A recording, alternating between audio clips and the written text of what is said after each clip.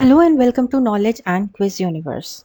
आज है 15 मार्च और आज के करंट अफेयर्स टॉपिक्स जो हम डिस्कस करने वाले हैं वो है electoral bonds data uploaded on the website of election commission of India.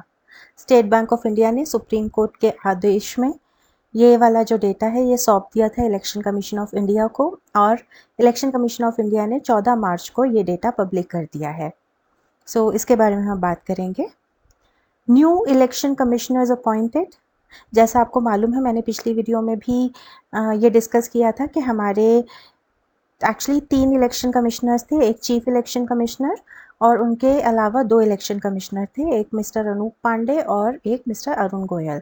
Anoop Pandey जो है वो रिटायर हो गए थे और अरुण गोयल ने इस्तीफा दे दिया था। तो there were 2 vacancies for new election commissioners. So there are 2 new election commissioners who have been appointed. कौन है वो, उनके बारे में बात करेंगे।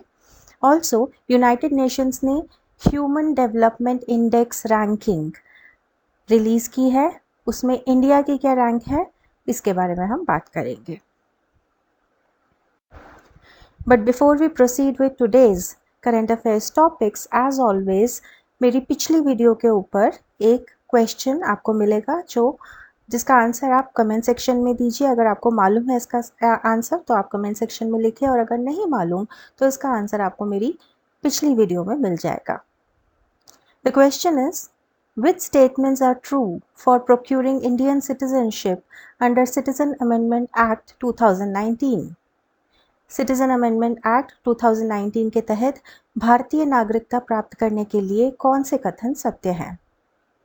Hindus, Sikhs, Buddhists, Jains, Parsis or Christians who came to India from Afghanistan, Pakistan and Bangladesh before 31st December 2014 can apply for Indian citizenship. People applying for citizenship will need to produce the proof of persecution in their home countries. CAA violates the Constitution of India, or CAA will take away citizenship of immigrant Muslims residing in India. इनमें से ये 4 statements में से कौन सी statement सही है ये आपको बताना है। सो talking about electoral bonds data upload कर दिया गया है इलेक्शन कमीशन की वेबसाइट पे। इलेक्शन कमीशन ऑफ इंडिया ने 14 मार्च 2024 को ये डेटा वेबसाइट पे डाल दिया है as it was directed to do by the supreme court of India. Supreme court ने 15 मार्च 5 बजे तक, शाम 5 बजे तक का डेडलाइन दी थी ये काम करने के लिए, to make this whole data public. आपको ये डेटा मिल सकता है, मैंने वेबसाइट का स्क्रीनशॉट दिया है और वेबसाइट का लिंक भी दिया है। The data is uploaded at the link ECI, that is Election Commissioner of India, Election Commission of India .gov.in disclosure of electoral bonds। so इसमें पूरी डिटेल एक PDF अपलोड किया गया है, आप यहाँ पे देख सकते हैं, वो आपको मिल जाएगा। The data shared by poll panel reveals purchase of now scrapped electoral bonds of denominations between rupees 1000 to rupees 1 crore since April 12, 2019। सो ये जो इलेक्टोरल बॉन्ड्स थे, सुप्रीम कोर्ट ने ये बोला है कि दीज आर अनकॉन्स्टिट्यूशनल, लेकिन अब अप्रैल 12, 2019 से लेके अब तक जितने भी electoral bonds of denominations rupees 1000 to 1 crore जितने भी इलेक्टोरल बॉन्ड्स रिलीज किए गए थे, उन सब का data election commission of India ने अपनी वेबसाइट पे डाल दिया है। On 12th March 2024, the SBI had submitted to the poll body the details of entities which had purchased electoral bonds and political parties which received them. अगर आप ये PDF download करेंगे जो लिंक मैंने दिया है, उसमें आपको पूरा डेटा मिलेगा कि कौन सी कंपनीज ने कितने का इलेक्टोरल बॉन्ड परचेज किया है।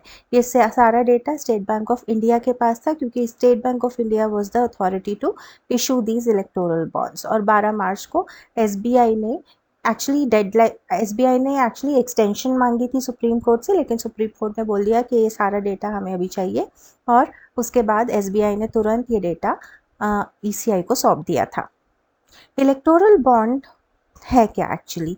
Electoral bond was a mode of funding to political parties in India, and Particularly, these were anonymous. Anonymous electoral bond were introduced in the Finance Bill of 2017 during Union Budget of 2017 to 18.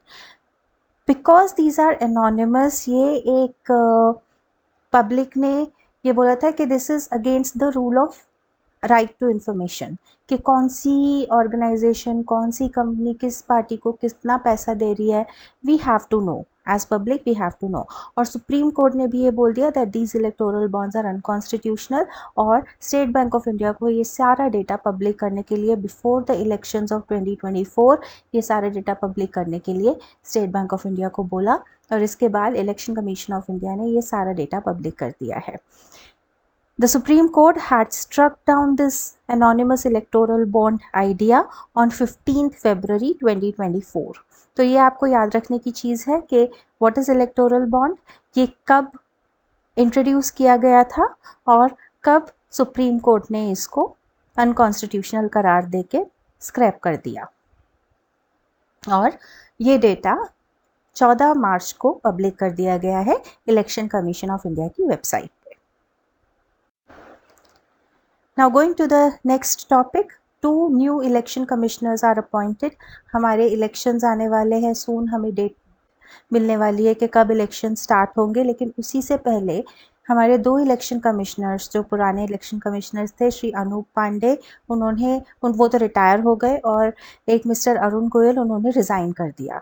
तो जो सारा भार था वो existing chief election commissioner mister Rajiv Kumar पे आ गया, which is not, which is impossible for just one person to handle such a big democratic exercise of the most populous country of India. तो इसलिए आज नए इलेक्शन कमिश्नर्स की appointment हुई है.